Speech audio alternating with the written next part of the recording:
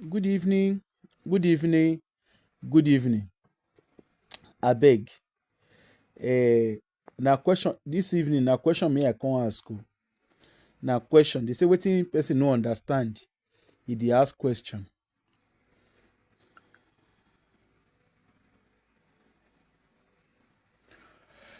Good evening, everybody.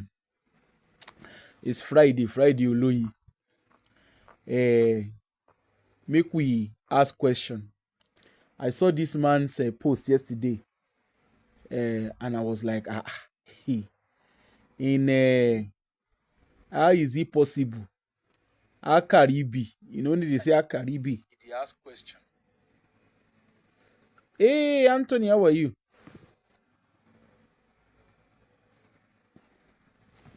How are you, Anthony? They say when person no understand something, a question they ask. So on this note, me, I came to come and ask question. I came to come and ask question. This uncle, yesterday, it was trending. It was trending on Twitter. Well, I keep calling it Twitter. It was trending on X, LinkedIn, Orishirishi. It was trending on all whatnot. And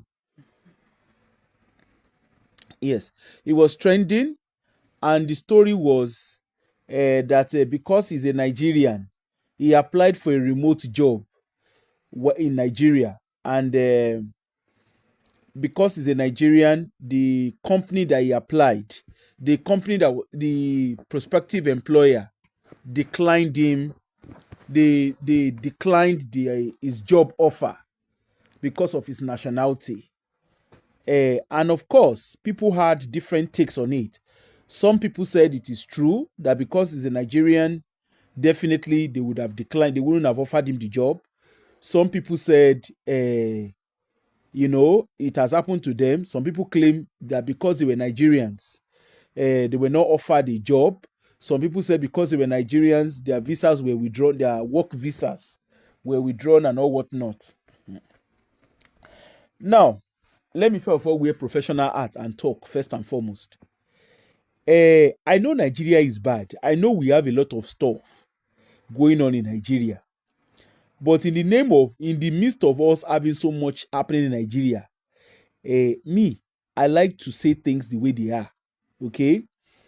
In the midst of them claiming, I know there's always sentiment when we are talking about Nigeria. Well, when we talk about Nigeria, there's always that sentiment. Nigeria is bad. I am not here to come and tell you Nigeria is good or Nigeria is bad. I'm not here to come and tell you. I want to talk from the angle of factual stuff first. If you go and read international labor law, okay, which all countries, and I repeat, all countries, you can Google it, international labor law.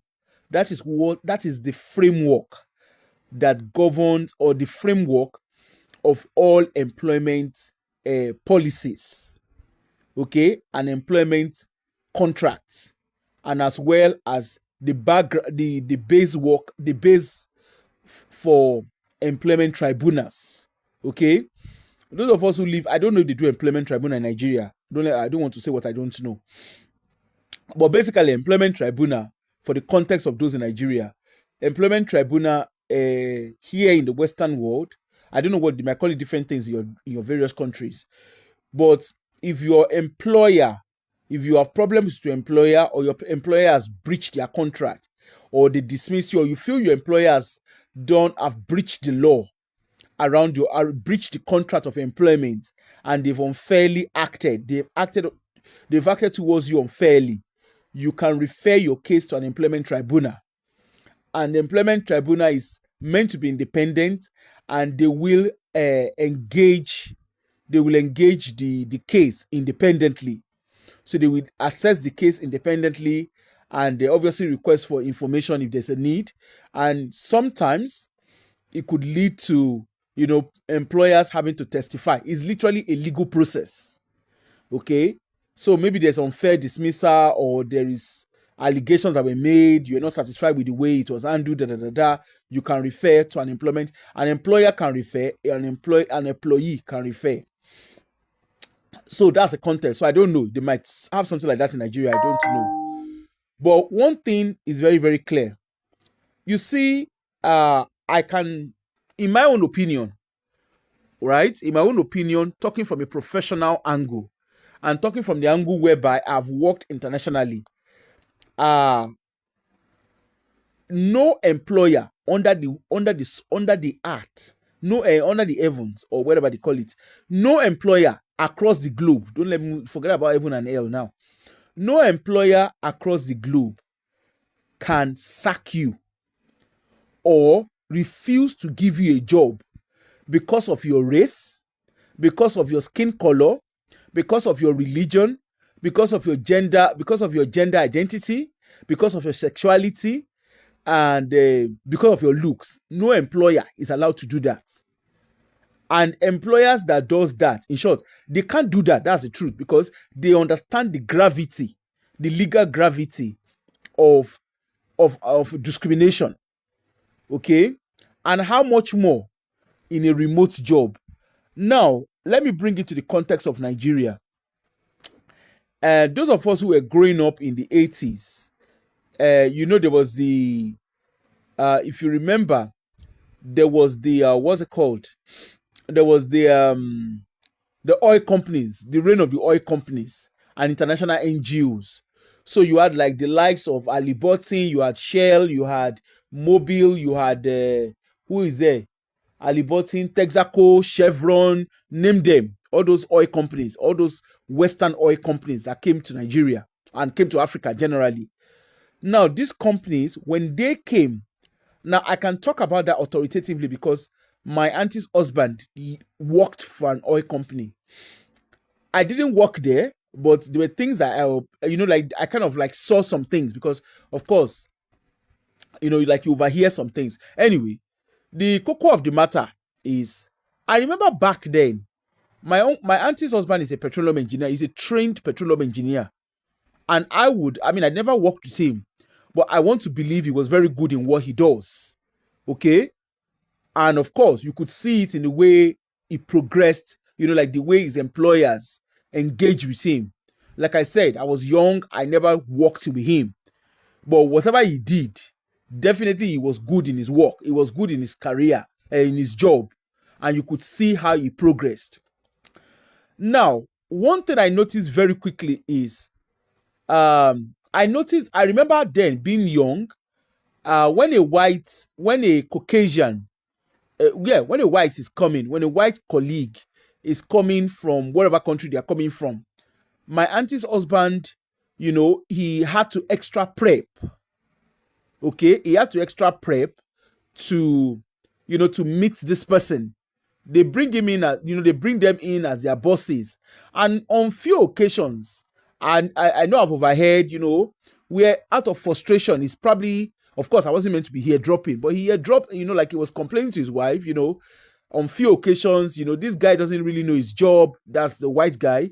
He doesn't really know his job, he's having to, he's having to shadow the guy, or the guy is having to shadow him rather.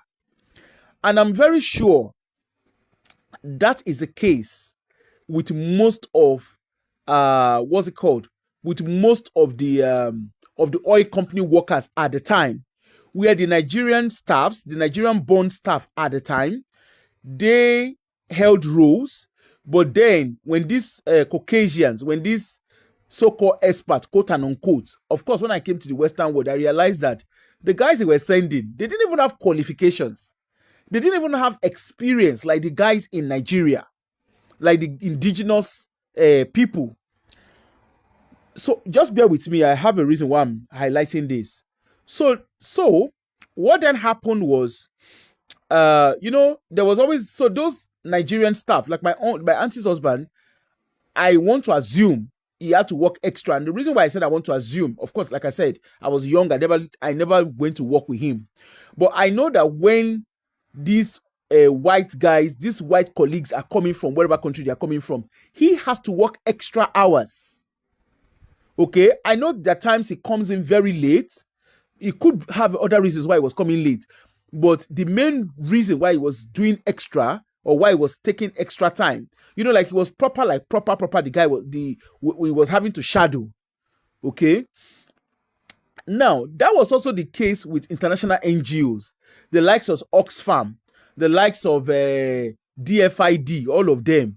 When they come, they bring in workers from their home countries, and then the indigenous Team Ajek. Remember that show where Auntie they do yesterday with the flag Auntie? Now the show they do now.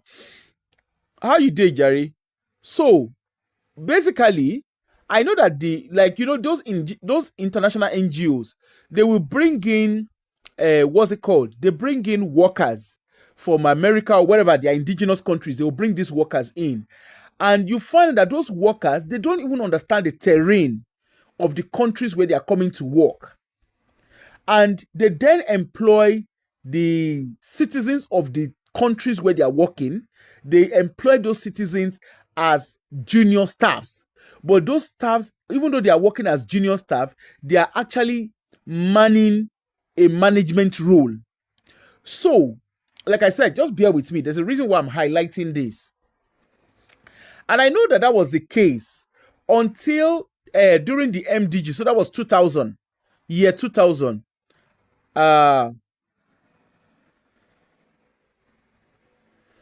Oyinlade, how were you? Team Ajek, Auntie was doing the show, but they don't let Auntie rest. They were busy flagging, so they flagged the show and she couldn't continue. But I called in. I had a different opinion from what they were saying, but I mean, I spoke to Auntie, so me and Auntie, I kind of explained my opinion clearly to her. Anyway, so like I was saying, so in year 2000, when they started the Millennium Development Goal, now at that time there was international labor law. Okay, it's called International Labor. I think it's ILY or something. I can't remember, but if you Google it, that's the framework for any employer across the globe. It doesn't matter where you are. So in year 2000, when they had the Millennium Development Goal, they rolled it out, and in 2010, when they were doing the review in 2007, 8, 9, okay, when they were doing evaluation of the Millennium Development Goal, which has now led to Sustainable Development Goal, okay, when they were doing of course, they were taking like feedbacks from countries, because the whole idea behind Millennium Development Goal was so that developing countries can partner. That was the whole idea. They could partner with developed country, quote and unquote. But what happened during the Millennium Development Goal was the so-called developed countries, they more or less threw their power around. They came into like developing countries, obviously Africa and Asia. They came into those continents, and what they were doing was they came in highlighting that they were experts. They were trained powers around. Okay, so, and during the feedback, and I know this because I was part of a team.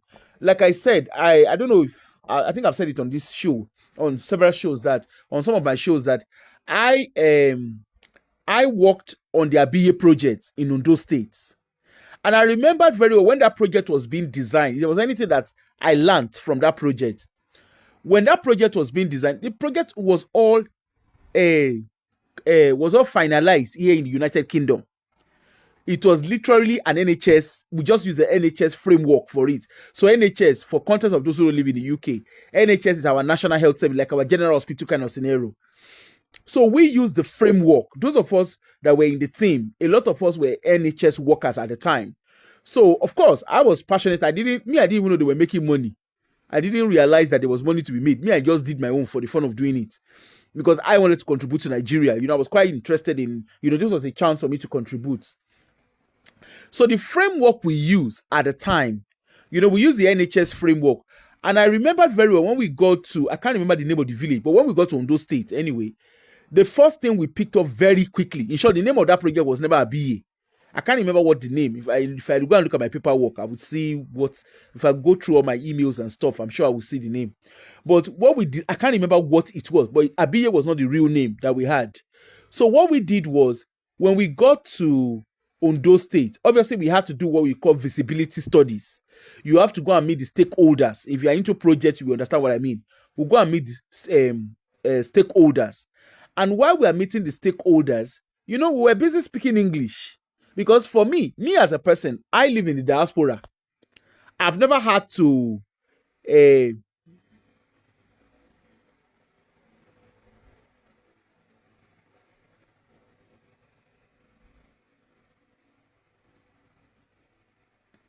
exactly. See, Majek, I'm coming to that.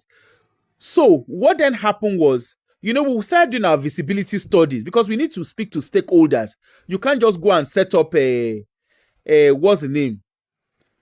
Initial part of, yes, thank you. You can't just go and set up a project without speaking to the key stakeholders. So it was, as a matter of fact, the ABA project was a big eye opener for me, because I'm used to like doing stuff here in the UK. I wasn't used to, of course, when I say I'm a Nigerian does not mean I understand the system of Nigeria. Even here, living in the UK doesn't mean I understand. I only understand the system based on my interaction and my work experience. You understand the way I've done things. I'm very sure there are a lot of things I don't understand about the United Kingdom system. So basically, when we then went to go and meet the stakeholder, one thing that came out very quickly was all the grammar that we wrote inside our project, project proposal, they did not meet the need of the people. And rightly so, because we just assume it was, yes, the program was meant to be on maternal mortality. That was the feed we got. Design a project around combating maternal mortality and child mortality and infant mortality. But nobody sat us down. The people who gave us the contract or the project never sat anywhere, and that was including the Commissioner of Education, Commissioner of Health in Ondo State at the time. They never told us the 3 stages of governance. The assumption was it's a state run project, so we just assumed that state will be the one to fund it. In short, that was where I understood the funding system in Nigeria. And I understand how complex it is, and the complexity around procurement in Nigeria, our complexity around government. So, and I think that, to me, it was a good learning, because all along, when they talk about Nigeria is corrupt, yes, I'm not saying Nigeria is not corrupt, but because I interacted from the angle of being an expert, quote and unquote, coming from a Western country, because I didn't go as a Nigerian. I went being a British that was contracted to, to do what I needed to do. So what then happened very quickly was, the people we're speaking to, like I'm telling you, we went to villages, and I can tell you for free, those stakeholders did not understand the jargons we were saying. Okay? Yes, it was all about primary health care, but they did not understand what we were saying. As a matter of fact, we went blindly, and all of us, interestingly, were all Nigerians, but Nigerians in diaspora. Okay? Nigerians who worked in diaspora. We were all professionals, but we did not have a direct interaction with stakeholders, which is key if you understand project management. That is key. So we just came with, this is how it is done in NHS, and this is how it worked in NHS. Therefore, it is easy. It's going to work in Nigeria. No, it can't work in Nigeria, because the UK system is totally different from the Nigerian system. So we got there and we started speaking to these women. The first thing first was, when we told them what we wanted to do, they were lost. They didn't even understand what the hell we were saying. Then we started throwing statistics around. Of course, where did we get statistics? We got it through the Ministry of is it information? I can't even remember now. I shall know that there was statistics. It was, we all had access to all of that. Again, we're doing all of this. Like I said, we sat down, we designed that project on the soil of United Kingdom.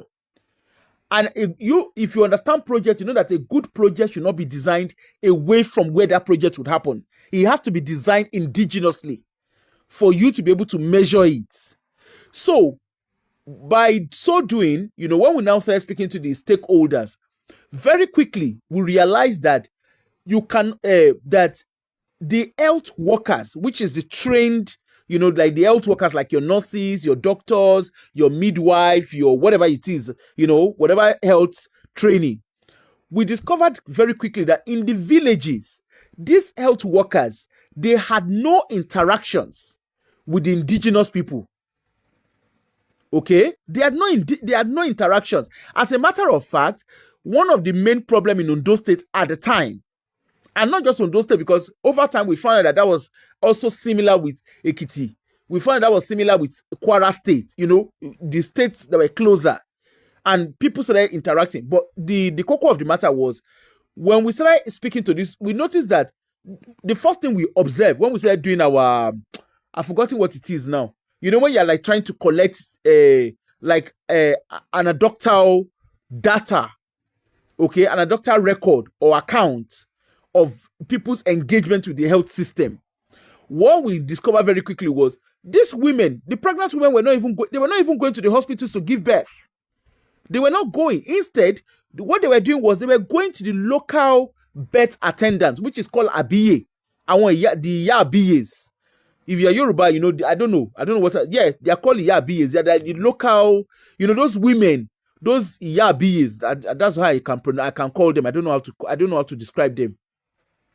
So, and interestingly, these abiyes, they knew the health records of these pregnant women, because some of them, they were the one that helped deliver these women. They've been known to their grandparents, their mothers, they were known to their grandmothers, their mothers, and now the daughter. So they had all those, they are midwives, but obviously not medically trained, like the way we do the medical school. But they are local, but they have a role to play. Okay. So what we started doing was, then we now discovered that these women, when we started engaging with them, I remember very well, we went to go and meet one of the kings in one of the villages. And the king said, when we're talking about, we're saying what we wanted to say. And I remember that I will never forget that the king just said to us, he said, look, my children, that was how he said, your mommy, if you want to know, you see all these statistics, because we're throwing statistics around. Remember, I said we were Nigerians, but we're Nigerians in diaspora, and we were classed as experts. Okay, so we turned up and we were saying, we're throwing out statistics in Ondo State about Kinika. They don't shake Kinika. And the man said, look, the king just told us, look, he now sent one of his errand, whatever, to go and call the Olori Yabiye, or like the head of the Yabiye or something like that. Now the woman come. All those statistics that we had, all this our Oluoyibo, all the phone that we were speaking, the statistics we had was useless when that Yabiye broke it down for us. In that particular village, the record that the state had about birth attendants was completely different from the anecdotal information that we got from Yabiye. And what we got was quite accurate. What the Yabiyes gave us was accurate because they are known to those families. Okay, they are known to these women. They were even, in short, they even ended up telling us, look, this particular lady, there was, they told us different. Like, for instance, they were like, okay, there's a particular lady, they pointed the lady. This lady, the lady was pregnant at the time. They said, that her grandmother, she used to have, they told us, they broke it down for us. Hey, Diaspora Diva, how are you now? I hope you are good. So they now broke it down for us and said, and I remember the Abiye lady saying, look, this particular lady, she used to have a Abisinwi, that's someone that has postnatal depression. And she said the grandmother had it, the mother had it, this is how they worked with her, So that lady trusted, what's it called? So the lady trusted, the pregnant lady trusted that Abiye woman. And as a matter of fact, what the health staffs were actually doing in Ondo State then was they were dismissing the role of the Abiye women. So when we came in to come and set up the Abiye project, so obviously, like I said, we came in with a diaspora grammar. It was only, so in interaction, my if I'm being honest with you, within 2 weeks of interaction and going around to different villages, you see all those statistics that we had. We were ourselves, we came back to come and speak to ourselves and said, look, listen, we are not experts here. These guys are the real experts. The BAs are the experts.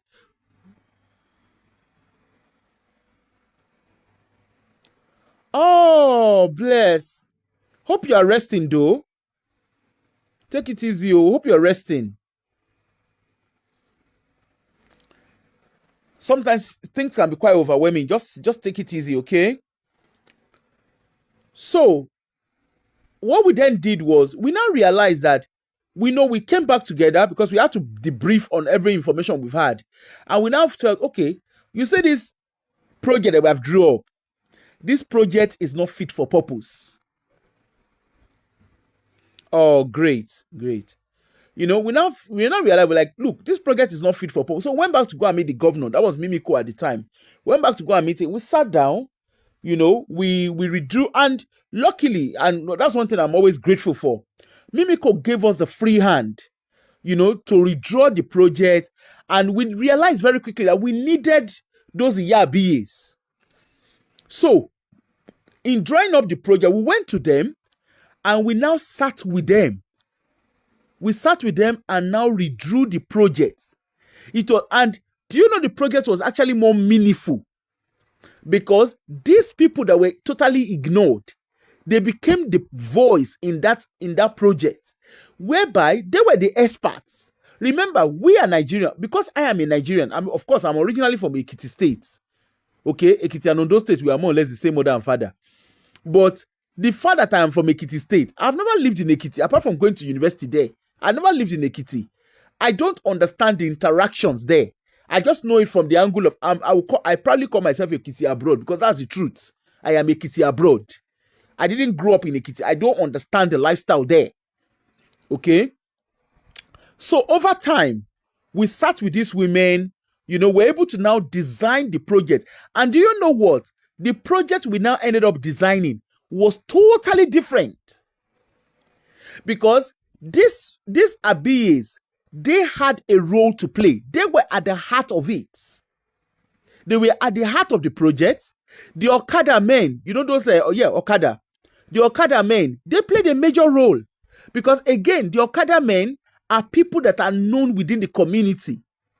So instead of us getting ambulance, these Okada men were helping to get these women, helping to get the pregnant women to their hospital appointment. And their BA women were supporting them to go.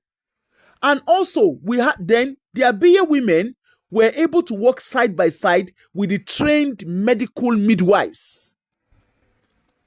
And so, when we did all the projects, when we did it and everything, we now had to name it. And it was important that we name it, we give that project a name that the people that are going to use the service can relate with. And that was what brought about ABA. That was all that brought about ABA as a project. Yeah, it was a big thing. Yes, I was part and parcel of it. That was one of my best projects. I won't lie to you that I really enjoyed that project. It was crazy. It was, honestly, it drove me mad, but I enjoyed it. I enjoyed every bit of it. So, we did the BA project, and then, the women said, we were looking for a name, because we wanted to use a name that they understood, that they could relate with. And, then say, ABA, and that was how the ABA name stuck. And of course, even the women, we didn't even need to do adverts. We didn't need to do jingle or say advert. Yeah, we didn't even need to advert, because the women themselves, the pregnant women themselves, they were all part of it. And so on and so forth. The reason why I'm highlighting this is, so in the midst of all of that, now when they did the MDG review of this project, one of the things that came up, when they did, of course, ABA project ended up winning the World Health Organization award, and the World Health, I think it still is there. The World Health did recommend that ABA project should be what did they call? Should be replicated across countries. Not just in Nigeria alone, but in different countries. And I think, if I'm right, I think some Asian countries have replicated it. Because it's important that health is indigenous to those who are going to use it. To those who are using it, rather. So, the long and short of the story, you can see that those of us who came from diaspora, we were experts. We were classed as expatriates. But the knowledge we had, we do not have any knowledge. The only knowledge we had was just the knowledge we had from information that we gathered. It wasn't from information that we got locally. We were relying on information from WHO, information from the National Statistics Office, information from Ministry of Health. But the people who were to use the projects, we never got information from them. So when we went to them to go and present the project that we're going to do, those projects were alien to them. As a matter of fact, all villages in Ondo State, they had hospitals, they had the healthcare from NGOs, they had posters, but nobody ever used them. Nobody goes into those hospitals or primary healthcare centers because the women did not trust the medical system to use it. They rather go to their BA women. Anyway, so towards the end of the Millennium Development Goal, which is 2008, it was reviewed generally. The MDG projects, all projects on MDG was reviewed, and one thing that came out very quickly from developing countries was that those in the workers or the professionals from developed countries, we were coming in as expatriates, and we undermined the role of the indigenous people of developing countries, and that was obvious. This was the reason why I gave the story of their BA project. Okay, that's why I gave an illustration there where, we have come in. Oh, we are experts. I mean, I had a role. We had Top Guns and stuff like that. But the truth was, despite our role, despite our knowledge, we did not have that indigenous knowledge. We were called in as expatriates. But the people that had that, in short, apart from even their BA women, the health practitioners in Ondo State, we did not listen to them. They were seeing us as their bosses, and it should be the other way around. We should work side by side with them. So based on that, the international labor law was reviewed. Okay? So that's the reason why I was telling this. That's the reason why I'm giving the context. The international labor law was reviewed. And when the international labor law was reviewed, what then happened was, it was very, very quickly, it was recommended that all organizations, all Western organizations or organizations from developed countries, they must adapt to the employment laws of every country that they are placed, that they are going to.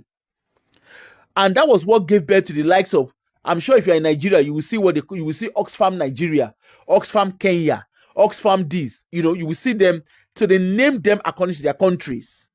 And what that then meant was, if Oxfam is going to operate in Nigeria, the senior management role must be held by Nigerians. It cannot be held by a British. It cannot be held by an American. The Nigerians are experts in their own cases. The Kenyans are experts in their own cases because they understand their country. They understand the terrains of their country. Now, if anyone is coming from the diaspora, maybe for instance, somebody is coming from Oxfam UK. If they are coming from Oxfam UK, they have to work side by side with Oxfam Nigeria, with the Nigerian workers. They cannot come in and say we are the experts because they are not experts. They don't understand the Nigerian terrains. Okay? So, on that, and so when the SDG was then, which is the Sustainable Development Goal, when the Sustainable Development Goal was then rolled out, that was mandatory. It was mandatory that all organizations, including Shell, that's why you have Shell Nigeria, Mobil Nigeria, Chevron Nigeria, that's what gave birth to all of that. Okay? So, now, onto this, so on that basis, of course, over the years, because of technology, we have seen a lot of remote jobs being done. there are people. I live in United Kingdom. I have one of my neighbor. Although she lives here in United Kingdom, she actually works on an Australian company, and she works remotely. Okay, so when I saw this story of this man, the first thing that dawned on me was like, no, that's not true. There is no way they can sack you. There is no employer that can sack you because you are a Nigerian or because you are Kenyan or whatever you are. There's no employer that is allowed to do that. It doesn't matter where their head office is. The first thing first is, when they advertise the job, what did they advertise in the job? That's the question. Did they advertise? Were they looking for Nigerians to hold that role? So when I saw his story, I said, okay, there are two things here. Is either when he was applying for the job, he did not read the criteria that was needed. That's one. Now, I used to work for Women's Aid, and I can tell you for free, there are some organizations that are allowed to have specific gender, or you can actually employ specific people for specific roles, but there will be reasons why that is done. We are not just doing it because you feel like doing it. For instance, like Women's Aid. Women's Aid is quite a big domestic abuse response organization here in the UK. When Women's Aid want to recruit, they only recruit women. Now, it is not because they're discriminating against men. There's a bit of the law. When they're advertising, you can go and look at it on their page. When they're advertising, they actually quote the Anti-Discriminatory Act or Equality Act. They quote it. And the justification for employing women is because they only work with women, with female victims, and their organization is a feminist organization. Okay, so they would only work with female victims, and it is also right, if these women are fleeing domestic abuse because of male perpetrator, it is only right that a female worker is being employed to work with them. There are some organizations, they would only employ LGBT, people from LGBT community. There are some organizations, they only employ, like Resket, for instance, they only employ Polish. There are some organizations here in United Kingdom that they will only employ blacks because the services that they run are mainly for black service users. And it is only right that they employ blacks to fit the roles as employees, to fit that role. So it is not a discriminatory thing, but they have to quote the law. So when they are putting out their applications, they actually put it there.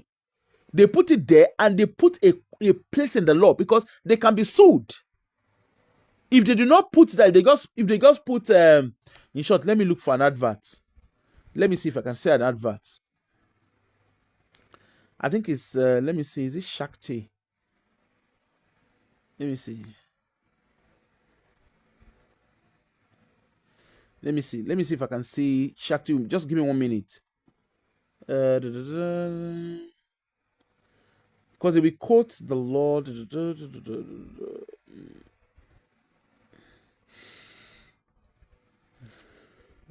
so they will quote the Equality Act law, like in Scotland now, they will quote the law and show you and say why they have to employ just that alone. And it's, so it's not just a case of they're just doing it for the fun of doing it. The law, they have to use the law to back themselves. Otherwise, and that law can be challenged. The fact that they quote the law does not mean that that is set stone. They can quote the law and that law can still be challenged. Okay? But still at that, the fact remains. Still at that, the fact remains, they cannot discriminate.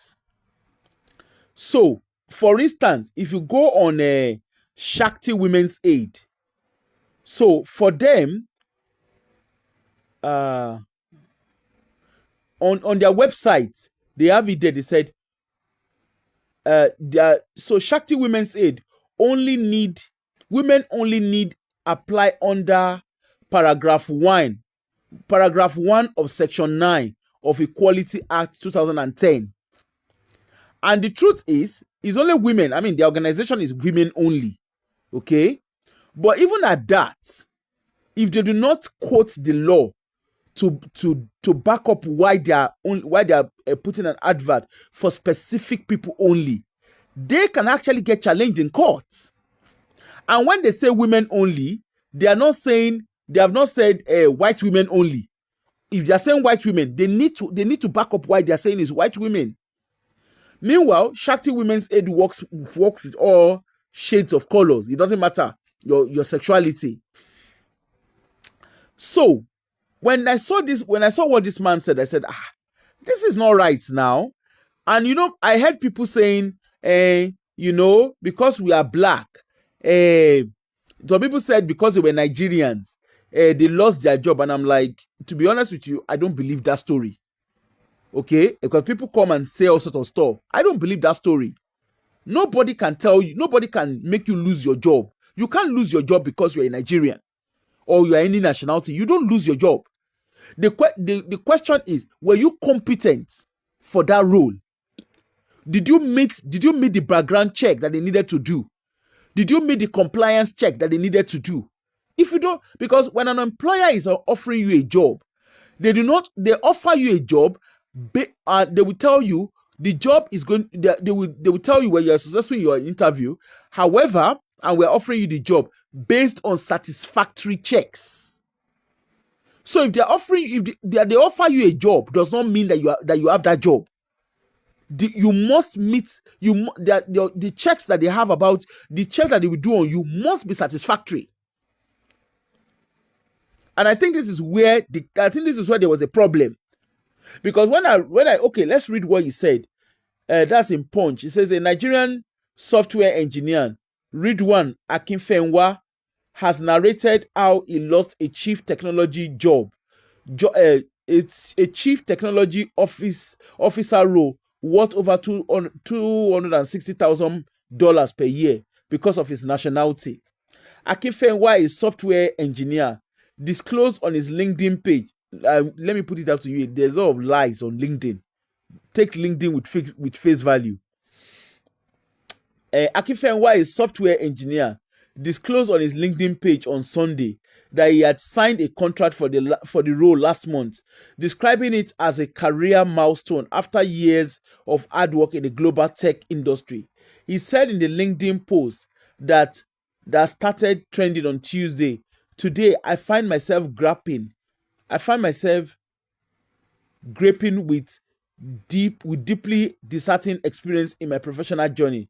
As a senior software engineer with a solid educational and technological foundation, I recently secured a CTO position that offered a salary of up to..."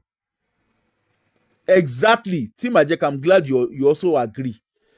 As a senior software engineer with a solid educational and technical foundation, I recently secured a CTO position that offered a salary of up to $260,000 per annum per year, including bonuses. He said his optimism was cut short when he received a termination email from the organization citing compliance regulation. Okay?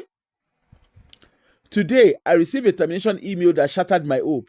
The message cited further compliance check, revealing that the organization could no longer work with Nigerian nationals due to regulatory constraint. This decision came without prior indication, leaving me blinded and emotionally drained," Akinfenwa said. Now, if I'm being honest with you, I don't believe any company can outrightly say we could no longer work with Nigerian nationals due to regulatory concern. That's a big fat lie. A big fat lie. So why did they advertise the job? Exactly, Tim Ajek. Because I saw the thing yesterday, I was like, what the hell is this guy talking about?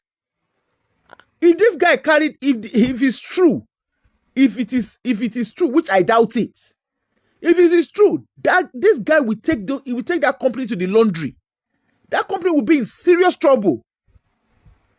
The fact is a remote job now.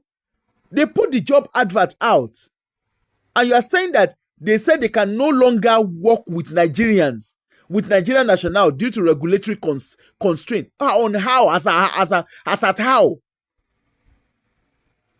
Because I read it and I was like, what's this one talking about? What is it talking about? This decision came with prior indication, leaving me blindsided, and emotionally drained. Akifenwa said he explained that the experience was not an isolated case, as he confessed it occurred frequently, costing him job opportunities. So that means he's been having problem with compliance. That's basically what it is. He's been having problem with compliance. Every company has a right to check.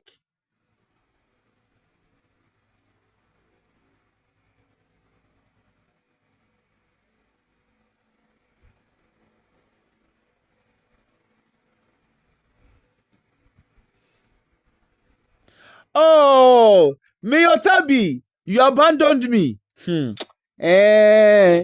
How you doing now?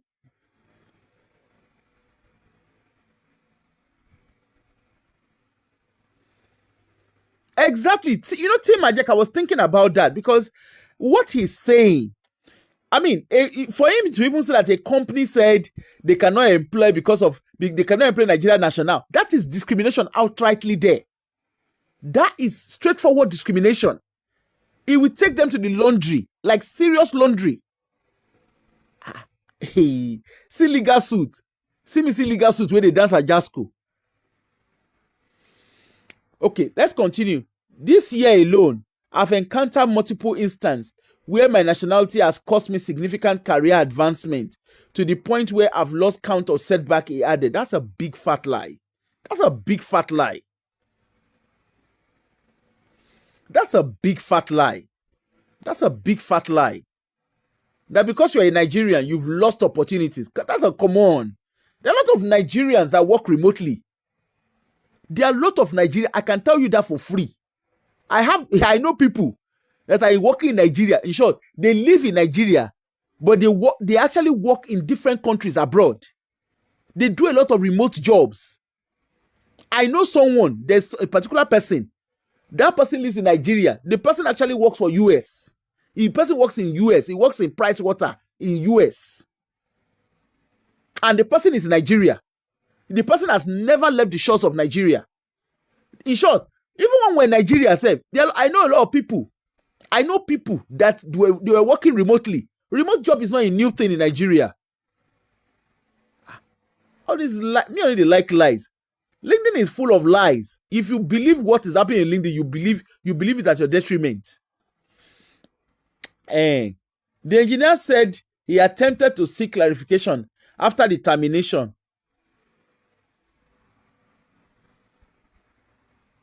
Oh, hope you enjoyed yourself. We'll catch up now.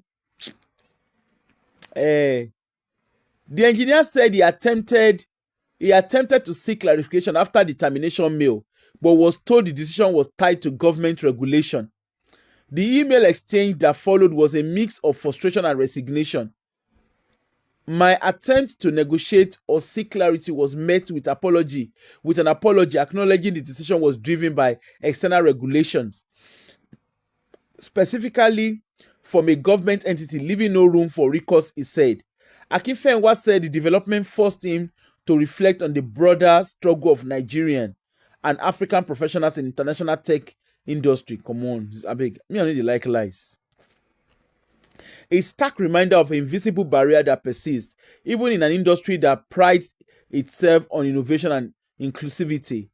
I'm left wondering how to navigate the landscape, whether relocating is the only visible path forward, or if there are strategies to overcome such nationality-based exclusion, he wrote. Akinfenwa added that he shared his experience not only to vet, but also to seek support and advice from his professional network. Now, me, first time, like I said, I don't believe this guy's story for 1 second. His story is nothing but lies. If you understand international labor law, this is lies. There are a lot of Nigerians that own Nigerian passport and they flag Nigerian passport with pride. They have Nigerian passport. They flag it with pride. Me as a person, I remember there was a time I was thinking of relocating back to Nigeria. I applied for a particular job. Okay? Now, the only thing that did not allow me get that job is because I've never owned a Nigerian passport. And that was because I was born abroad. I was born in the UK. I have never owned a Nigerian passport. My Nigerian passport that I even have, it states clearly my place of birth is Britain.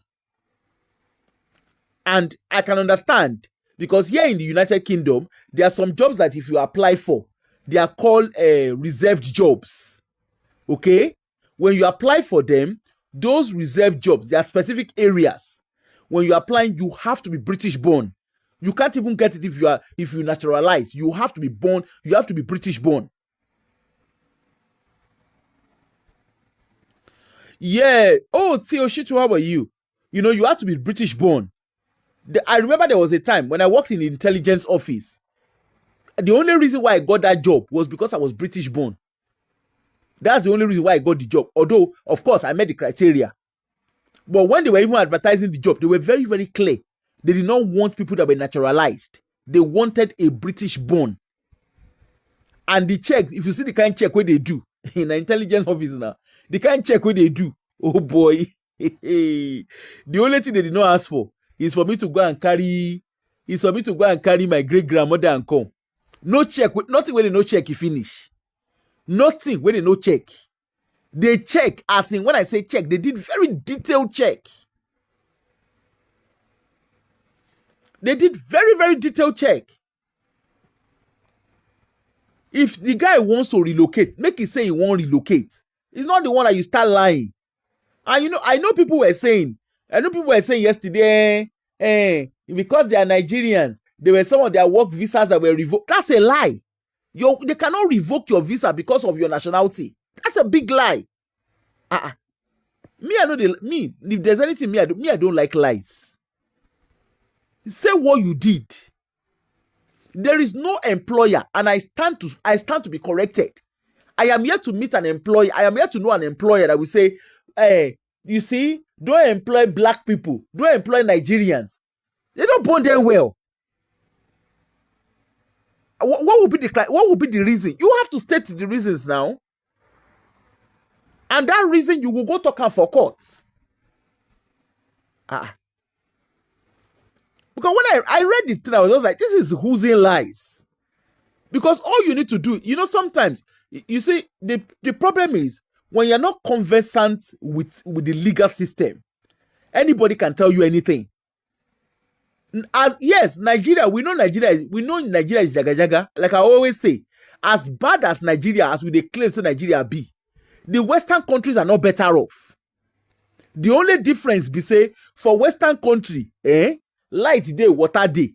When you define corruption, yesterday I was telling people, you know, they don't let us do our show yesterday. And I was telling people, please, if you have the time, go and watch Jeffrey Epstein. Go on Netflix. Go and watch Jeffrey Epstein. And even Ghislaine Maxwell. Go and watch it on Netflix. May you see corruption at its highest level. You define corruption. Africa, they learn where Western countries they. Africa, they learn. Not being they do wedding.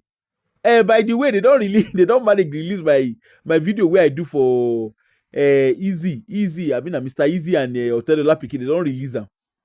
They been hold the video. I don't know. They went and reported the video. Anyway, they don't release her now. But the cocoa of the matter be say, what do they call them? What am I saying? Look, Shebina here with day, Abi. Where person go do wedding, they go do wedding for Iceland, go do wedding for Monaco. You just say how they do that kind of wedding. Abi, you just said the people who allow them do the wedding for them, they don't know the kind of way they do. They don't know the kind of racket way they racket.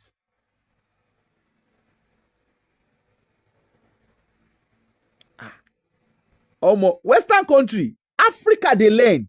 You see for Africa, you see the kind of corruption what they do. Now to the carry Ghana must go up and down. And they go carry the Ghana must go. Now even greed. The kind of corruption they do now out of greed. Now greed. The one what they do for our Western world, you never even understand. You don't understand the complexity. And they go do it. You yourself, you go they applaud them. So Africa, honestly, I'm not saying what they are doing in Africa is right too. But what they talk, we say, okay, look at the one. Shebi I did a show yesterday about our US our US ambassador to the UK. As I follow they talk now, they drag the nyash of our prime minister. The way that guy did, I will be surprised if that guy go last reach December. Our prime minister, if you see the way they drag the guy, every nook and center, as Kemi they drag him. Now so Naija Ferrari they drag him. All the opposition party leader, the two opposition, now so they drag because they drag the guy anyhow. The guy there now they shalaye himself.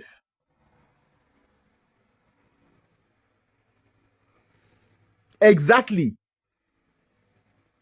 Our prime minister day, the guy they shalaye. And you know say media no they don't even give him breathing space. They don't let the guy drink water drop cup. Kemi bad knock the dragon. Now so Naija Ferrari the dragon.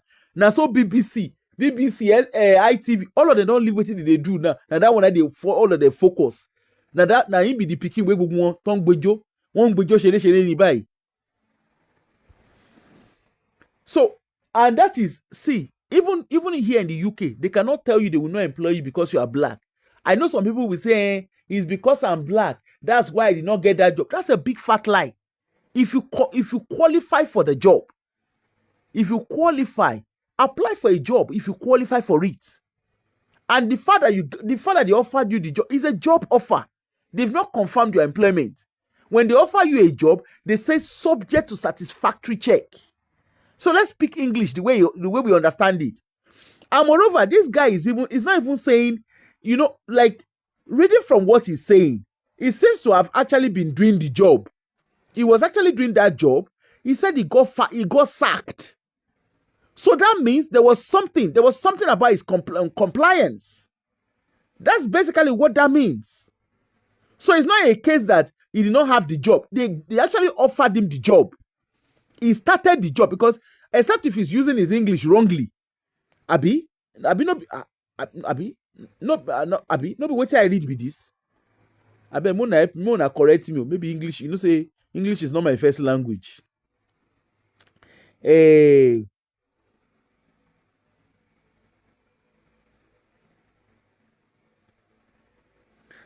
Okay, Adekomo. Okay. He said, as a senior software engineer with a solid educational and technical foundation, I recently secured a CTO position. That's chief technical whatever. I don't know what CTO means. Anyway, CTO position that offered a salary of $260,000 per year, including bonuses. He said his optimism was cut short when he received a termination email. So that means he had resumed the job. Abeg, mukuna Abi, what is the meaning of termination? Nobody said a sack person, that be termination. Because it's not like they withdrew the employment. He said they sent him a termination email. So that means they terminated. That means he broke code of conduct. That's basically what has happened here. He said, today I received a termination email that shattered my hope. The message cited further compliance check. So there was something about his practice. There was conflict of interest, most likely. He breached confidentiality or whatever it is. That's basically what I'm seeing here. The message was cited further compliance check, revealing that the organization could no longer work with Nigerian national due to regulatory constraints. So there is something that he's done wrong at his place of work.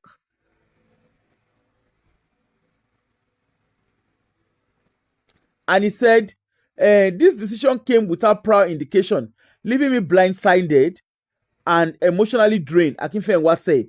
He explained that the experience was not an isolated case, as he confessed it occurred frequently, costing him job opportunity. So that means this is not his first time. Because a lot of people in Nigeria who are working remotely. I mean, come on. There are people working in Google now in Nigeria. There are people working with Google. There are people working with Andrew Sandren. There are people working with, what's the name? Chief Tech Officer, right? Oh, thank you. There are people working with, what's the name? There are people working with, what's the name of this company again? There are a lot of big tech companies in Nigeria. Now, KPMG, all of them, they're Nigeria. What are we talking about? For now, one lemon at the small they lie you. Uncle, small they lie. What did you do? Tell us what you do. Not just come LinkedIn come they lie, because LinkedIn na iro lo mamba de. Iro most you go. I say you go. I get one person where I see in CV. I see in LinkedIn CV. I look this thing like this. I say, hey, when now which time I this one do this all this thing where you say you do, and a person where I know where. If you say as a person beef in CV, beef in profile for LinkedIn, hey, he do finish. He call himself CEO. I say, okay, okay, dabe. Niyan tó ń ṣe kí ẹ. Tó lóhùn CEO. I'm a CEO of this. I'm a CEO of that. I say, even if person want employ you, they see as you over polish yourself. All the lie where you lie on top of your own head, and that person they find job. And how did I even know? It was because the person was like, I'm looking for a job. Then I said, oh, let's see your CV. Now he said, I don't have a CV, but I have LinkedIn. Now he showed me his LinkedIn. I see the thing where I said, when did you do all of this one? He said, it's just, you have to beef up, you have to promote yourself. I said, now, let's even assume that an employer is looking for you. When they see you are CEO of this, you are managing director of this, you are managing clinical. Have you ever done all those roles? He said no. I said, why are you lying? Why did you lie on your CV? Because basically that's what you have done. You have lied. Hey, how are you? So basically what you have done is you have lied. When you are saying you are a CEO, you do care, you say you be CEO. You own this company, you own that company. And now I ask, I said, do you actually own those companies? Say no. And so why have you written it there? Because if let's even say a prospective employer is looking, they wouldn't want to employ you because you own your own business according to you. I had to break it down for the person. I said, you own your own company. That's basically what you have said. And he said, I did not know. See my Jack leave me. He now said that what it is, you have to beef yourself up. I say, I say, see, if I be employer, if I see say you be CEO, what I want to offer you? You will you be CEO. Why are you looking for a job if you're a CEO?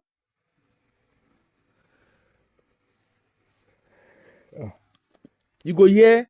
I have extensive experience in research and methodology. Now, like you don't get any experience. So.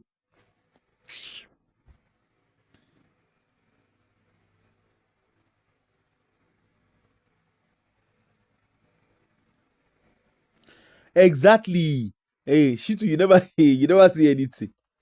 I say he get one of my young cousin like that. I look in LinkedIn. When I see the thing where he put for a LinkedIn, I say, me, I just waka pass. Make I know become Agbaya. And as I waka pass the place, I say, see this one. Now, tomorrow now, meanwhile, this same person go phone me. How far? I just look and say, you did now, you did lie. Just be yourself. If you see the way people beef up, I don't even know where to carry me go LinkedIn. I just look the thing. I say, hey, America be really. Can't see the kind of lie where people they beef for inside LinkedIn. You get one person where I know where that person he finished PhD. He doing PhD finisher. You know all the picture when they take, you know, when you are doing PhD and you know you go for seminars and stuff. All those pictures that the person took in seminar. Now so he wear suits, did the place. This is me when I was in conference with Kiniko and Kinika. I just look and say, and the person na security the person they do. Now security the person they do for here.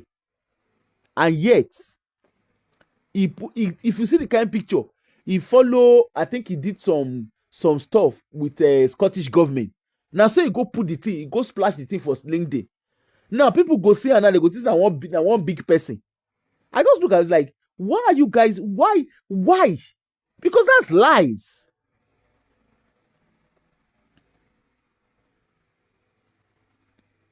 That is nothing but lies. And I'm like, okay, you took picture with this, you took picture with that. Why are you beefing yourself in what you are not? And you know the interesting thing, all these politicians when they follow, they take picture. Now get memory, say follow politician follow and take picture. The politician, do you know how many people they see in a day? They don't even, if they walk up past you tomorrow, as they follow you take picture, maybe they walk up past you in the next 2 minutes, they don't sabi you. Because there's so many faces they see in a day. I think it was Femi Adesina. She is Femi Adesina, that essay to Buhari, that guy that talks anyhow. I remember very well when they came to Scotland. Now, so the guy follow King Charles. They went to Balmoral. You know, of course, Buhari was a governor or the head of state then. So they went to Balmoral. That's the Queen's private country home. Now, so they go there. They went to Balmoral. I think obviously with the president at the time, with Buhari. So he managed to take picture with King Charles, with Prince Charles at the time. Now, so the guy go put out for him Facebook. I laugh. If you see me, I laugh, tire. The guy go put out for Facebook. I had a very detailed conversation. I think he had like 3 different shots with Prince Charles at the time. His mother was still alive then. And if you see the episode of John the Baptist where the guy go right for there, it was such a pleasant experience having very detailed conversation with Prince Charles. He's shaking it. I was like, hey, oríṣiríṣi la rí lọ́jọ́ Sunday. You take picture with Prince Charles. Prince Charles, how many minutes Prince Charles gets with you? And because people that live in Nigeria, they don't understand. This Prince Charles probably came there. This is someone that his diary is filled for the year. For all you care, those pictures that he took, those pictures might not even last a minute that they took it together. Come and see the episode of John the Baptist that the guy wrote there. He had a very detailed conversation with Prince Charles, and they talked extensively about Nigeria, his knowledge on Nigeria. I was like, Prince Charles, ewu be me. Prince Charles, he follow you sit down. They get conversation with you as who? Even the president, when all these people, when they visit, during their Commonwealth nonsense between they come they visit. If all this their visit, the conversation they pass 1 hour. And it's not just anyhow. Abio Timajek.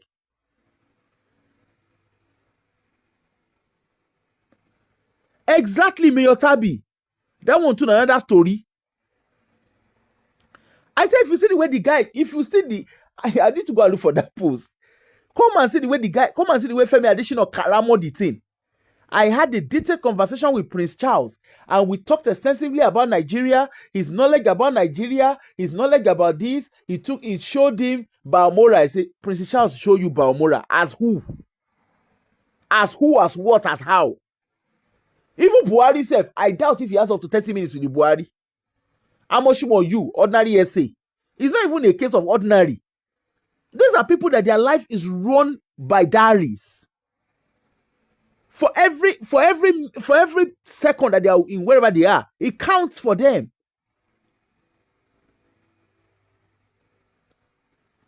Which Prince Charles?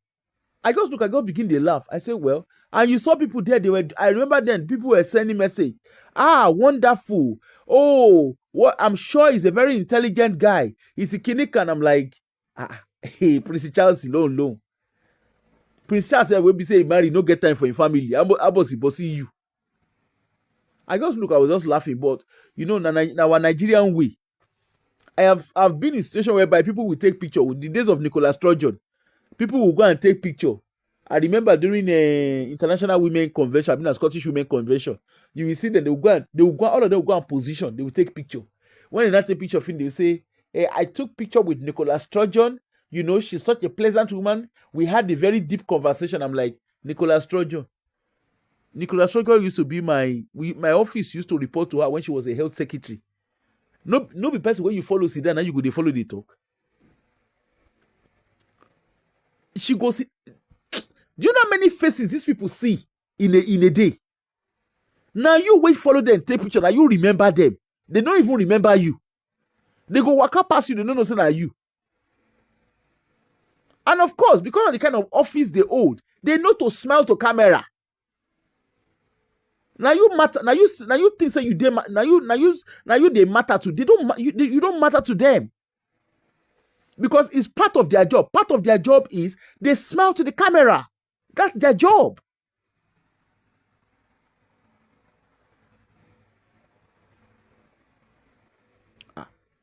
You get one Nigerian person we get NGO, we get charity for here. If you see the person follow Nicholas Sturgeon, now that one I used to do the profile page of him Facebook. I just laugh. I say, hey, Orichi. Anyway, say Nigeria we like do how did they call it? We like do familiarity. Anyway. Now so when wetin be the name die, when Alex Salmon kpai, come and see Nigerians, they go dig out picture, all the picture where they maybe by chance where they go take picture. Now so they put my dearest beloved friend Alex Salmon, may he so rest in perfect peace. I say Alex Salmon. Anyway, make a note. May I waka leave. So this brother we give story. His story no even be say they no offer am the job. His story is that he was sacked. His employment was terminated. So that means he breached whatever code of practice that had happened in his workplace. Instead of us to come talk through now, he said that because he be Nigeria, because of wishing Nigeria. If that is how it is, there's no Western country that will be in Africa. He said they sack you because you are Nigerian. One of my sister-in-law, she's high up in International Human Refugee Council in Nigeria. She's high up there. She's a Nigerian. She owns a Nigerian passport with pride. And she travels. She does her job diligently. Nobody has ever intimidated her because she's a Nigerian. She dey do her job. When I say she dey do her job, she dey do her job. She's a Nigerian. And she has never owned any other passport outside being a Nigerian. And yet, she works with this international NGO. In short, I get people plenty. I know of another person. The person works for one of our international NGOs. In short, she's actually a lead now in Nigeria. And she has never owned any other passport other than a Nigerian passport. So I don't know all this nonsense and ingredients. Because I'm a Nigerian. Which is nonsense because you are a Nigerian. Who is the person that stopped you from having a job because you are a Nigerian?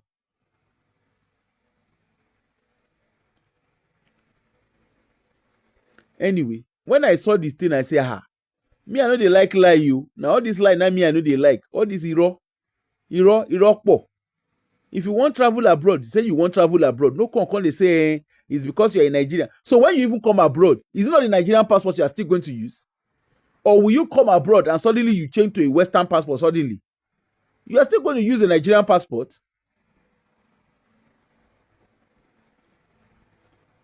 And this is the problem. I've met people where they have said, in short, over here, even here in the UK, you will hear people, they say, there are some job, they don't like taking black people. The question is, do you have the competency for that job? If you have the competency, why can't you?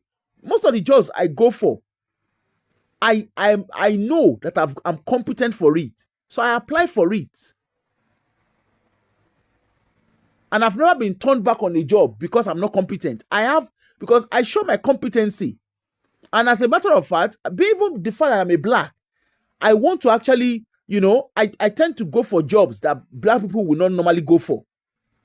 And to be honest with you, I don't understand why blacks will not go for any job. Look at nursing. Most of our black people, they are just in service delivery. What stops you? There are people that design those crops.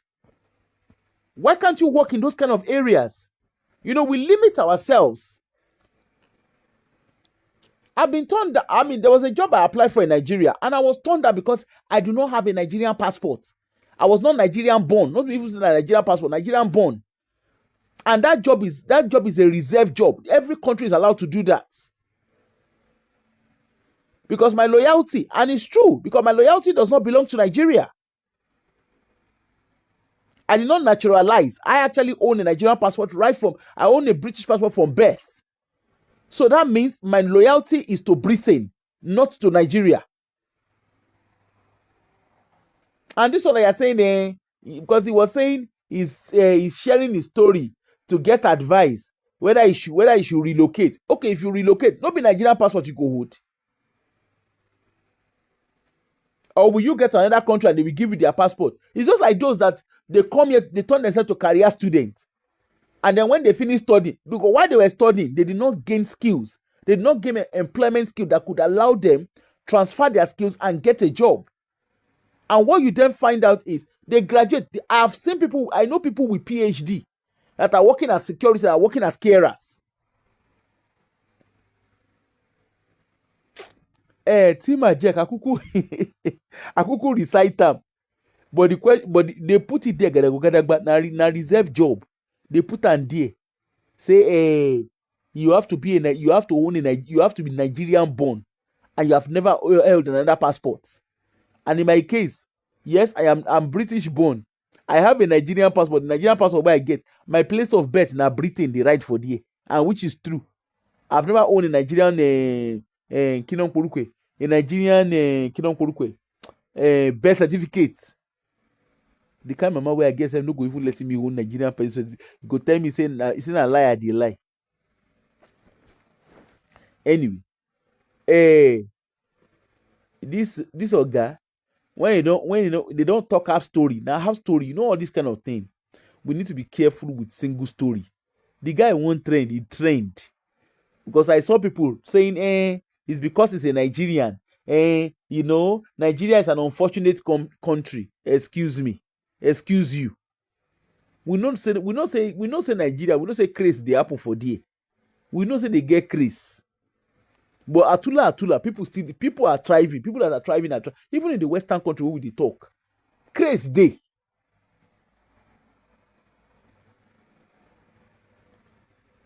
They don't improve their skill. Hey, Theo, if I start and we not go finish this show today.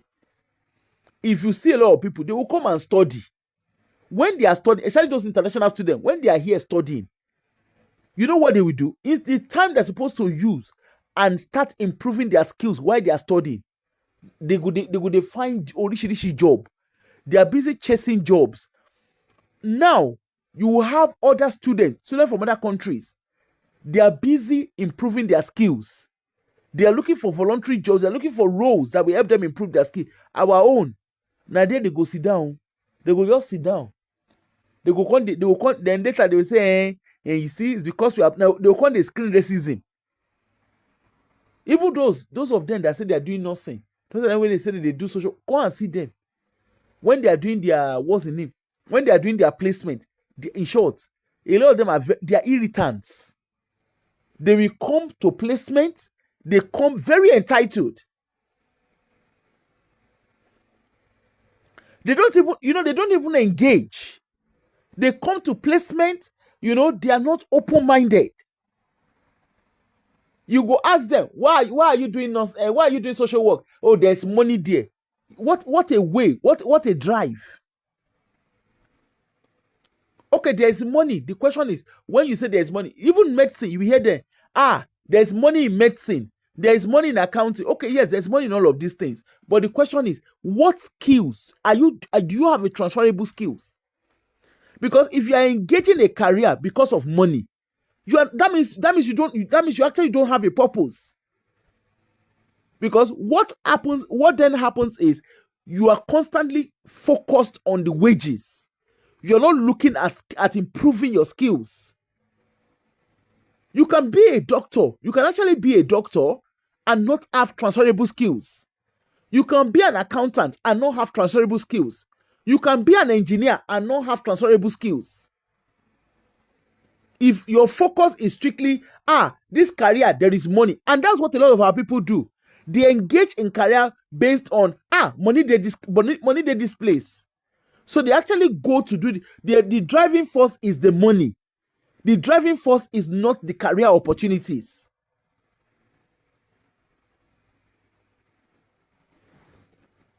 Because I've seen that a lot. I have seen that a lot with our people when it comes to like career. When you ask them, why are you doing this career you are doing? They say, money day. Okay, after you get that money, after they've paid you that money, what next? There's a particular local authority. That local authority got rid of 2 departments. Come and see a lot of our Nigerians. I know we had a lot of our Nigerians. He said that they're transferable skills now. Hey, now chat GPT, my no be small something. What be the name? Nah, what you talk? A lot of our people, they don't have transferable skills. When you ask them, why are you doing this course? They say there's a lot of money in this course. And all the IT that all of them are doing now, go and ask all these people that are saying they're doing business analysis, cyber security, waiting. What was the driving force behind it? There is money in it. That's how they advertise themselves. There is money in it. I said a whole local authority, a government department, they got rid of 2 departments. Do you know among those 2 departments, a lot of them were Africans, Nigerians to be precise. They did not have transferable skills. I remember when RBS, Royal Bank of Scotland, when it did mass redundance, come and see a lot of our Nigerians. They were made redundant. Because, yes, they were bankers, but they did not have transferable skills. Because the focus was, there is money in that career. So they are so relaxed. They do not have transferable skills. So they are working for the money. Not actually. Yes, there's nothing wrong in you working for money. But it's important that while you are working, you also have career drive that allows you transferable skills. If you have transferable skills as an employee, look, you are cooking with gas. Because there's nowhere they put you that you don't function. And that's fortunately, that's what employers are looking for. They are looking for people that have transferable skills. Where anywhere they put you, you can function. I've said it many times on my show. I have 4 masters and two degrees. I can tell you for free, all the masters I have, they have always worked for me. Everything I studied has always worked for me. As in short, by the time I was transitioning to a different, from accounting to my current career, it was easy for me to transition. Because I didn't just wake up one morning and just went to accounting, bam. Came out of accounting, bam. I didn't just do that. I was able to transfer my skills gradually. And today, even the accounting, yes, I'm not practicing. I'm not a registered accountant. Okay? But in what I do, everything I studied worked out for me. And I still use it till date. There is no knowledge that was wasted, that is wasted.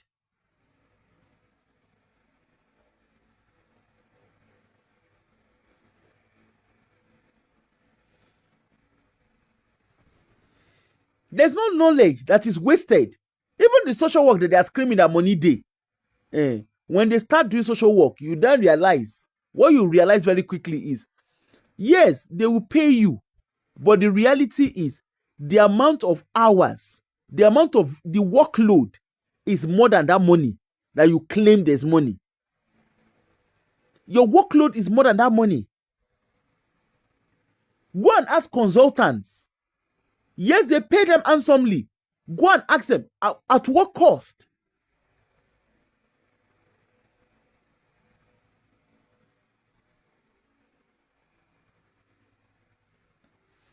Abi, hey, Adura Gbemi, you never say anything. Whoa, all those. Now, orishi person they see, my sister. I mean, my brother. Now, orishi person they see.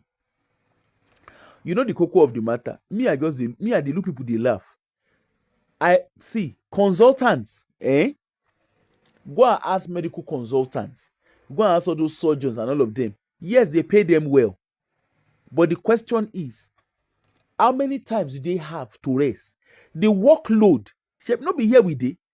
The workload, the workload is more than that money. If the only reason why you are going to do, why you are engaging in the career is based on money day, then that means you are not meant to be there. Because money day is not a criteria. That means you do not have passion for that job, for that career. The only reason why you are there is because money day. And the truth is, that career that you are going into, saying there's money, yes, there's money there. But when you get to that career, it's very easy for you to burn out. And that's why you see a lot of people, they don't last long in career. Over time, they're there. Over time, what are they doing? They're there, they're like, this job safe. Now so they go use person. Now so because you didn't go for the right reasons.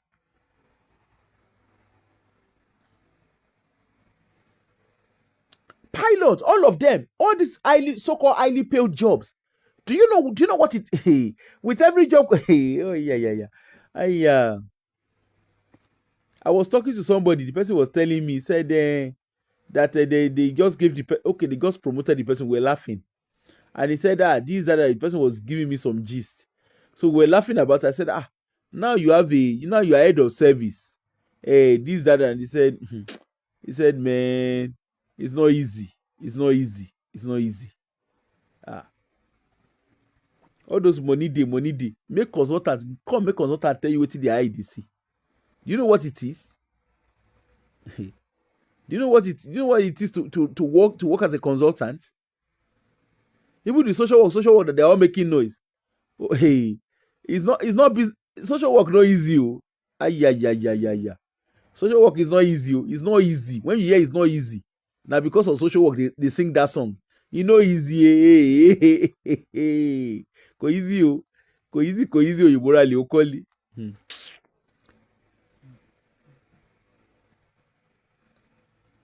Abi, easy. Now payday, they want the same money, they want the bam. Even look at all these people they say look at all these content creator. Say look at Benny Omoedo now. They don't get life. They don't bond them well. May they no put their lifestyle for outside. That's how they make their money. Yeah, they will spend the money, but they have to work hard to get that money. Jerry Eze, they say Jerry Eze na the highest paid YouTuber second year run in Nigeria. To all those nights when the guy they make, this is easy. If easy run am now. Wait. Hey, I will come do that one show tomorrow. I dey come. So the cocoa of the matter be say, you see this man. Make this guy go sit down. Make this guy go sit down. Me lie, me I no like. Nobody sack you. Nobody sack you because you be Nigerian. You get wetin you do. Come out, come tell us wetin you do, uncle. No dey talk lie. Come tell us wetin you do. And no be to dey wear native. Have you noticed? When they want to talk nonsense, they will come and wear Nigerian. They will come and wear Nigeria attire, and come and be using that to kowalomi obeje.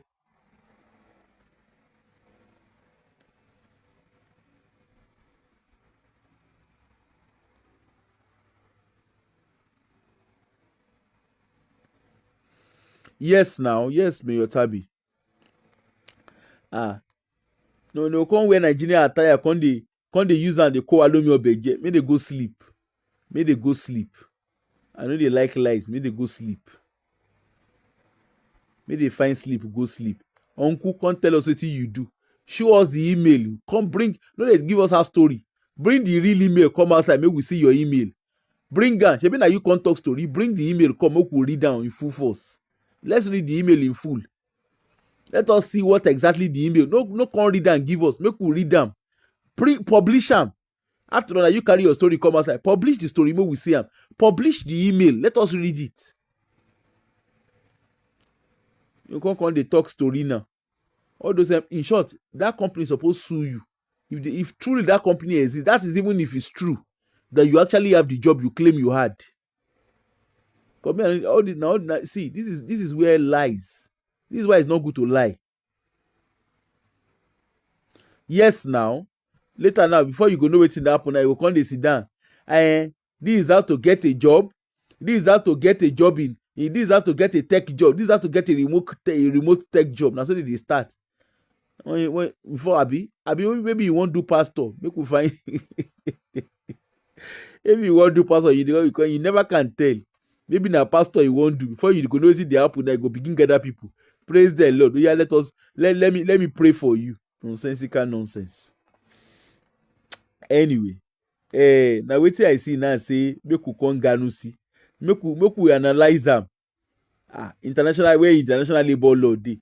Now you one international company will come tell you say we cannot employ you because you are a Nigerian.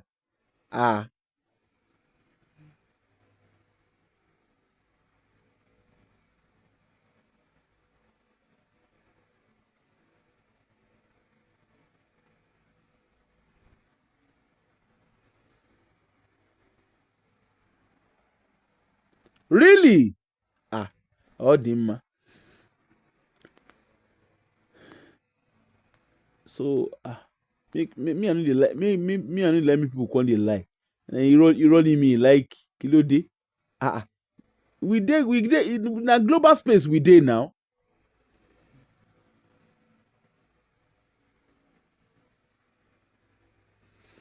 Exactly. Mayor Tabi, you know that's even possible. Maybe the guy don't maybe the guy don't maybe the guy wait if you bet the crown all over your bed. But if you bread the crown all over your bed, I mean you don't zap some things. Now they tell and say, what is going on here?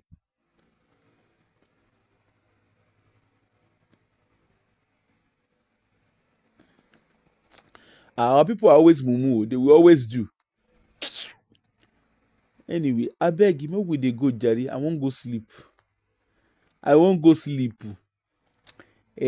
dey prepare. In 2 weeks' time now, I don't carry my bag. I won't go spend my tithe and offering.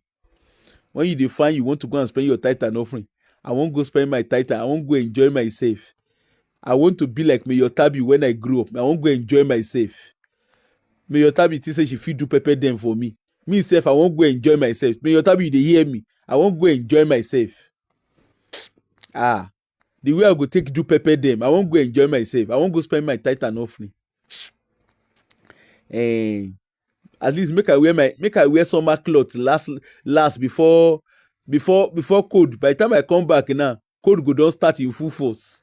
Make I wear the summer clothes where I get. Make I wear am in the fullest. When I don't come back, we'll come back and continue from where we stop.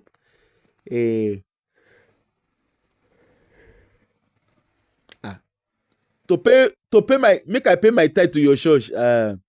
If you know wetin I use my tithe to do. If you know wetin I do with my tithe, oh la lulu. You know go Pastor Deboye, even my former father in the Lord, you no go like me if you see wetin I do with my tithe. I go show am evidence. Evidence is full everywhere. I go show am. I won't go enjoy my life. Aye kan lo wa. Make I go enjoy my life. I want to go and enjoy my life. You know that time we Daddy Gio talk, he say, the original Apapa family, they are committed to spoiling their father, to spoiling their Gio. You know, they furnished my house. You know, they even took me on a ship cruise. They took me to this, they took me to that. Me self, I won't go enjoy my tithe and offering. because the truth be say all your pastors they enjoy their life. Tinubu gone, he come out for Nigeria, go enjoy him life. Wetin come be my own wey I no go enjoy my life? I no dey go Monaco, I no dey go Iceland. But I wan go enjoy my life. When you hear, allow me to enjoy myself. Allow me to enjoy myself. Na because of me dey sing am. Allow me to enjoy myself. Allow me to enjoy myself. Allow me, oh. Allow me to enjoy my. Tiwa Savage say, I no come this life to suffer. If I follow politician, me I no follow politician. Who no like enjoyment you? Shebi na national budget you. We go blow like trumpet. Shebi na titan offering, we go blow am like trumpet. Na titan offering, my titan, instead of me to give one year pastor, I won't go spend them. I won't go spend them on myself. Make I enjoy my. I won't go spend that. We won't go shop. We won't go shop life. I feel like I hear foreign. When you hear foreign, I hear foreign. When I shop the year foreign, I will come send pictures to Daddy Adeboye. I go send pictures to Daddy pictures and video. I go send them to Daddy Adeboye and my former father in the Lord, Daddy Oyedepo. Bishop Oyedepo, I go send them to them. I will come send. I will say, Bishop, come on. You see, I was supposed to contribute to tithe. I was supposed to, the money I was supposed to give for covenant offering, covenant partner. This is what I use it to do. Come and pray so that God will deliver me. I will send video to them. The man will just look me and say, "Hi, ele ti wọnú ayé finally." Abi make I send na. Abi make I go find Kinon Poruke. Make I go find Jerry Eze. What God cannot do does not exist. Àwọn olórí irọ́. Àwọn okay. Now here we go dey. Now here we dey. Where we dey look cinema. So I see the idea. I dey very much around, but I dey go enjoy myself very soon. 2 weeks time. I go dey. I dey go Jaye foreign. Some people just come back from Jaye foreign. Me sef I wan go shop Aye foreign. Make we go shop Aye foreign. Make we go enjoy ourselves. Later we go see wetin happen. Anyway, thanks everybody for joining. Tomorrow, you see this kind of life. You see this kind. You see Mayotabi. I no wan call Mayotabi name, but she just dey find my trouble. Mayotabi say he say she use that. He say he use in tight to take shop suya, grilled chicken. That grilled chicken for Abuja dey sweet. I be point and kill. Honestly, I need to make my way.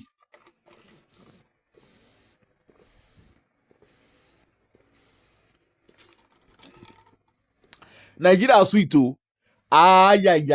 Nigeria sweet. Anybody wey say Nigeria no sweet, that person dey lie. Nigeria sweet. In short, Nigeria sweet on a different level. So long as you get your Nigeria dey interesting. Fresh food, you go chop fresh food. Chop fresh food. Live your best life. If na 2 weeks, 3 weeks, go shop the life. Na only insecurity na dey Nigeria.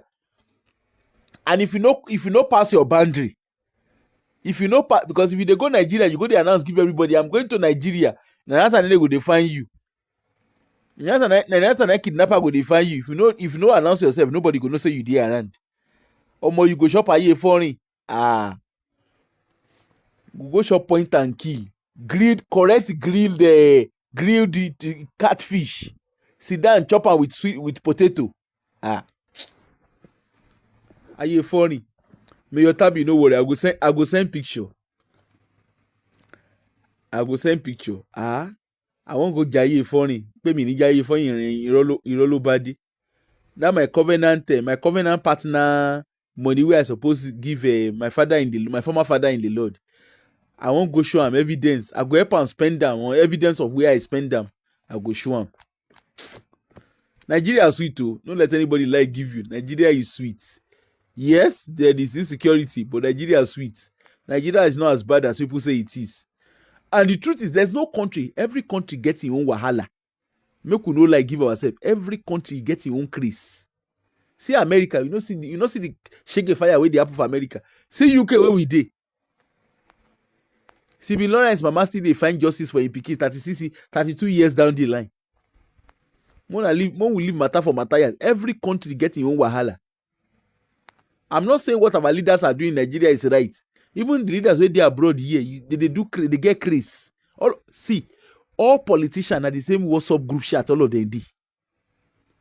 All of them are the same group chat, all of them dey. The only difference be say some of them in some country craze pass craze. Anybody who wan rule United Kingdom, that person go get double weary.